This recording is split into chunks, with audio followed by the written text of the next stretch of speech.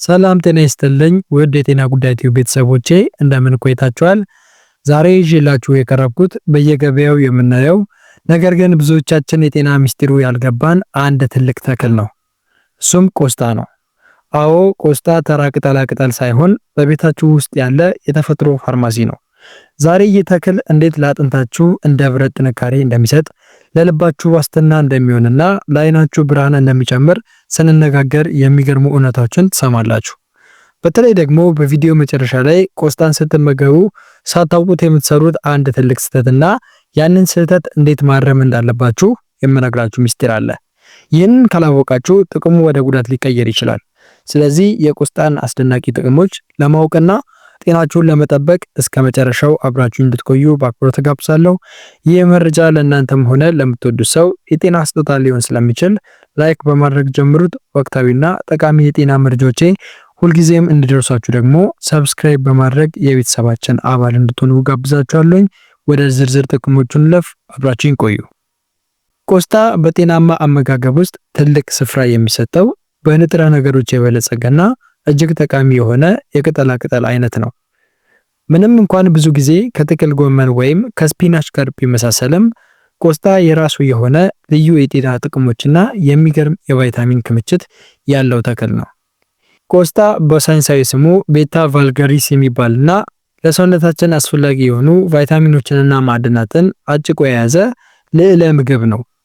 ይህ ተክል ከፍተኛ የቫይታሚን ኬ ክምችት ስላለው ለአጥንት ጥንካሬና ጤንነት ወሳኝ ሲሆን በውስጡ የያዛቸው ፖታሲየም እና ማግኒዚየም ደግሞ የደም ግፊትን በማስተካከል የልብን ጤንነት ይጠብቃሉ። በተጨማሪም ሲሪንጂክ አሲድ የተባለ ንጥረ ነገር ስላለው ደግሞ የደም ስኳር መጠንን ለማረጋጋት ይረዳል። በውስጡ የሚገኙት ቫይታሚን ኤ እና ቤታ ካሮቲን ደግሞ ለዓይን እይታ መጥራትና ለቆዳ ጤንነት ትልቅ ፋይዳ አላቸው። ቆስጣን በወጥ ወይም በሰላጣ መልክ አዘውትሮ መመገብ እነዚህን ጥቅሞች ለማግኘት ቢረዳም የኩላሊት ጠጠር ችግር ያለባቸው ሰዎች ግን በውስጡ ባለው ኦክሳሌት ምክንያት በጥንቃቄ ወይም ደግሞ በደንብ አብስለው ቢመገቡ ይመከራል ማለት ነው። ከዚህ ጋር በተገናኘ እንግዲህ ቆስጣ ለጤናችን የሚሰጠንን 4 መሰረታዊ የሚባሉ የጤና ስጦታዎችን አንድ ባንድ ግልጽ አድርጌ አስረዳችኋለሁ ማለት ነው። እንዲሁም ደግሞ መጠንቀቅ ያለባችሁ ከምን ነው፣ በምን አይነት መንገድስ አዘጋጅታችሁ መጠቀም አለባችሁ የሚለውን መንገድም አብረን በስተመጨረሻው ነጥብ ላይ ገለጽ አድርገን እንመለከታችኋለን። ለምሳሌ እንግዲህ አንደኛና ቀዳማዊው የአጥንት ጤንነትን የመገንባትና የመጠበቅ ብቃት አለው። ቆስጣ ለአጥንት ጥንካሬና ጤንነት ተወዳዳሪ የማይገኝለት የተፈጥሮ ስጦታ ሲሆን ይህንንም የሚያደርገው በውስጡ በያዘው ከፍተኛ የቫይታሚን ኬ1 ክምችት አማካኝነት እንግዲህ በአጥንት ውስጥ የሚገኘውን ኦስቲዮካልሲን የተባለ ፕሮቲን በማነቃቃት ፖታሲየም ከአጥንት ጋር እንዲጣበቅና ጠንካራ መዋቅር እንዲኖር በማድረግ ነው ማለት ነው። ቫይታሚን ኬ ባይኖር ኖሮ ካልሲየም ወደ አጥንት ከመግባት ይልቅ በደም ቧንቧዎች ውስጥ ተከማችቶ እንግዲህ ጉዳት ሊያደርስ ይችል ነበረ። በተጨማሪም ቆስጣ እንደማንኛውም አረንጓዴ ቅጠል ራሱን የቻለ የካልሲየም ምንጭ በመሆኑ በተለይ የወተት ተዋጽኦ ለማይወስዱ ሰዎች እንግዲህ እንደ አማራጭ የአጥንት ጥንካሬ መገኛ ሆኖ ያገለግላል።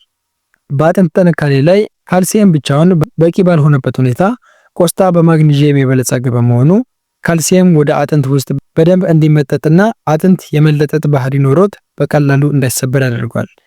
ይህም እንግዲህ በእድሜ መገፋት ወይም በንጥረ ነገር እጥረት ምክንያት የሚመጣውን የአጥንት መሳሳትንና ማሳበርን ለመከላከል እጅግ አስፈላጊ ያደርገዋል ማለት ነው። በአጠቃላይ ቆስጣን በአመጋገባችን ውስጥ ማካተት ገና በወጣትነት ጊዜ ጠንካራ የአጥንት መዋቅር ለመገንባትና በሽምግልና ጊዜ ደግሞ ከአጥንት ጋር የተያያዙ ህመሞችን ለማስቀረት አስተማማኝ መንገድ ነው ማለት ነው። ሁለተኛው ነጥብ ደግሞ ለልብና ለደም ዝውውር ወደር የማይገኝለት ነው። ቆስጣ ለልብ ጤንነትና ለተስተካከለ የደም ዝውውር ስርዓት ያለው ፋይዳ እጅግ ከፍተኛ ነው። ይህ ተክል በውስጡ እንደ ፖታሲየም፣ ማግኒዚየምና ካልሲየም ያሉ ወሳኝ ማዕድናትን የያዘ ሲሆን እነዚህ ንጥረ ነገሮች የደም ግፊትን በጤናማ ሁኔታ ለመቆጣጠርና የልብን ምት መደበኛ ለማድረግ በእጅጉ ይሰራሉ። በተለይ በቆስጣ ውስጥ የሚገኘው ከፍተኛ የፖታሲየም መጠን በደም ቧንቧዎች ላይ የሚፈጠረውን ጫና በመቀነስ የደም ዝውውር እንዲቀላጠፍና በደም ግፊት ምክንያት የሚመጡ የልብ ህመሞችን ለመከላከል ይረዳል። ከዚህም በተጨማሪ በቆስጣ ቅጠል ውስጥ የሚገኘው የተፈጥሮ ፋይበር በደም ውስጥ የሚገኘውን መጥፎ ኮሌስትሮል ወይም ኤልዲኤል የሚባለውን ኮሌስትሮል በመቀነስ የደም ቧንቧዎች በስብ እንዳይደፈኑና ለልብ ድካም ወይም ለድንገተኛ የጭንቅላት ደም መፍሰስ ወይም ደግሞ ስትሮክ ለምንለው ችግር የሚያጋልጡ ሁኔታዎችን ያስቀርልናል ማለት ነው። በቆስጣ ውስጥ የሚገኙት አንቲኦክሲደንቶችም ቢሆኑ የደም ቧንቧ ግድግዳዎች እንዳይቆጡና እንዳይጎዱ ስለሚከላከሉ አጠቃላይ የልብና የደም ዝውውር ስርዓት በከፍተኛ ብቃት እንዲሰራ በማድረግ ማለት ነው ቆስጣ ተወዳዳሪ የሌለው የተፈጥሮ መድኃኒት እንዲሆን ያደርገዋል ማለት ነው። ሶስተኛው ነጥብ ደግሞ የስኳር መጠንን ለመቆጣጠር ይረዳል። ቆስጣ በደም ውስጥ ያለውን የስኳር መጠን በማመጣጠን ረገድ የሚገርም የተፈጥሮ ብቃት ያለው ተክል ነው። ይህ ሊሆን የቻለበት ዋናው ምክንያት በውስጡ የሚገኘው ሲትሪጂክ አሲድ የተባለ ልዩ ንጥረ ነገር በመኖሩ ሲሆን ይህ አሲድ ካርቦሃይድሬት ወደ ስኳርነት የሚቀየርበትን የኢንዛይም ሂደት በመግታት ስኳር ወደ ደም ውስጥ በከፍተኛ ፍጥነት እንዳይገባ ይከላከላል። ይህም እንግዲህ በተለይ ለስኳር ህመምተኞች ወይም በስኳር በሽታ የመያዝ ስጋት ላለባቸው ሰዎች የደም ስኳራቸው እንዳይዋዥቅና እንዲረጋጋ ከፍተኛ እርዳታን ያደርጋል። በተጨማሪም በቆስጣ ውስጥ የሚገኘው ከፍተኛ የፋይበር መጠን የምግብ መፈጨት ሂደትን በማዘግየት ስኳር በዝግታ በተከታታይ ሁኔታ ወደ ደም ውስጥ እንዲቀላቀል ስለሚያደርግ የኢንሱሊን ሆርሞን ስራውን በአግባቡ እንዲወጣ ምቹ ሁኔታን ይፈጥራል ማለት ነው። ከዚህ ባለፈም እንግዲህ በቆስጣ ውስጥ የሚገኙት አንቲ ኦክሲደንቶች በስኳር ህመም ምክንያት ሊከሰቱ የሚችሉ የሰውነት መቆጣቶችንና የሴል ጉዳቶችን ስለሚከላከሉ ቆስጣን በአመጋገብ ውስጥ ማካተት የደም ስኳርን በጤናማ ሁኔታ ለመቆጣጠርና ተያያዥ የጤና ችግሮችንም ለማስቀረት እጅግ ውጤታማ መንገድ ነው ማለት ነው። አራተኛውና የመጨረሻው ደግሞ ለአይን ጤንነት የማይተካ ሚናን የሚጫወት ተክል መሆኑ ነው። ቆስጣ ለአይን እይታ ጥራትና ለቆዳ ጤንነት የሚሰጠው ጥቅም እጅግ አስደናቂ ነው። በውስጡ የሚገኙት እንደ ሉቲንና ዚአክሳቲን ያሉ አንቲኦክሲደንቶች ለአይን ሬቲና እንደ ተፈጥሮ መከላከያ በመሆን አይናችን በፀሐይ ጨረርና በሌሎች ጎጂ ብርሃኖች እንዳይጎዳ ይከላከላሉ።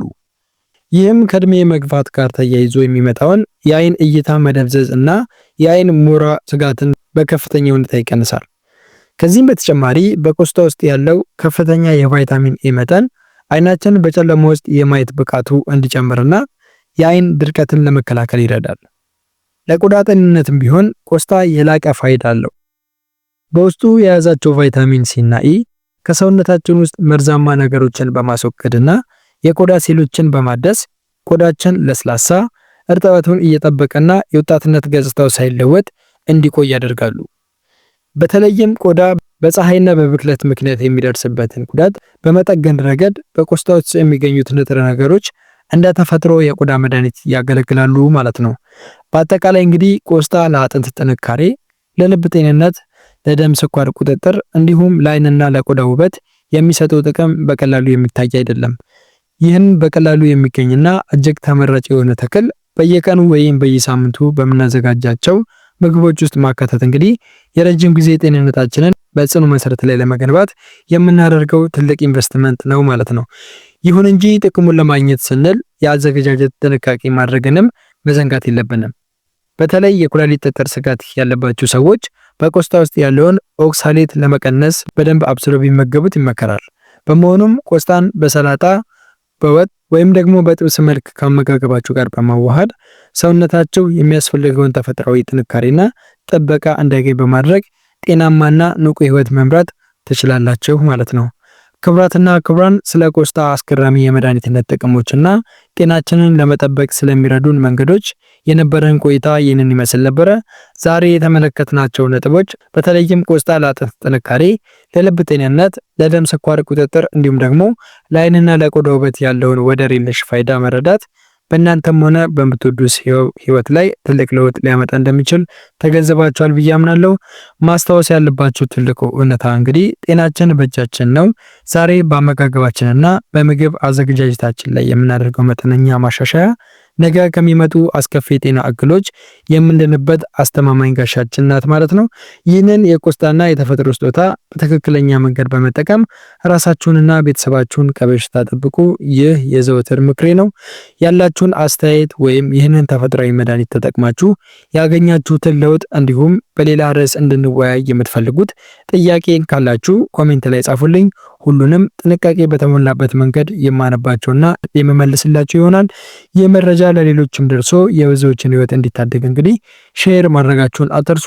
በሚቀጥለው ቪዲዮ ሌላ ጠቃሚ የጤና መረጃ ይዤላችሁ እስከመጣ ድረስ በያላችሁበት ሰላምና ጤና ለእናንተ ይሁን።